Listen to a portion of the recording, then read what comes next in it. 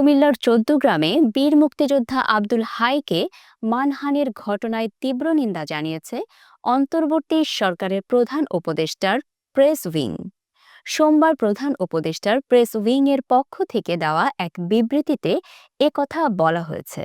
বিবৃতিতে আরও বলা হয়, ঘটনা তদন্ত করে দোষী ব্যক্তিদের আইনের আওতায় আনার জন্য পুলিশ ও স্থানীয় প্রশাসনকে নির্দেশ দেওয়া হয়েছে। প্রধান উপদেষ্টার প্রেস উইং এর বিবৃতিতে বলা হয়, স্থানীয় পুলিশ জানিয়েছে আব্দুল হাই হত্যাসহ ৯টি মামলার আসামি। প্রধান উপদেষ্টার প্রেস উইং সবাইকে আইন নিজের হাতে তুলে নেওয়া থেকে বিরত থাকার আহ্বান জানিয়েছেন।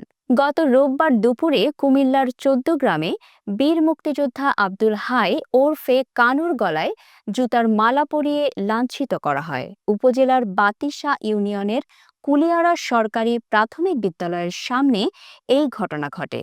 পরে রাতে এ ঘটনার ভিডিও ফেসবুকে ছড়িয়ে পড়ে।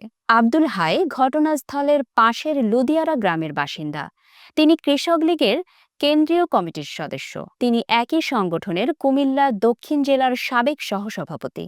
তার পরিবারের অভিযোগ, লাঞ্ছনাকারীরা সবাই স্থানীয় জামায়াত শিবিরের নেতাকর্মী। আব্দুল হাইকে এলাকা ছাড়া করার জন্য হুমকি দেওয়া হয়েছে।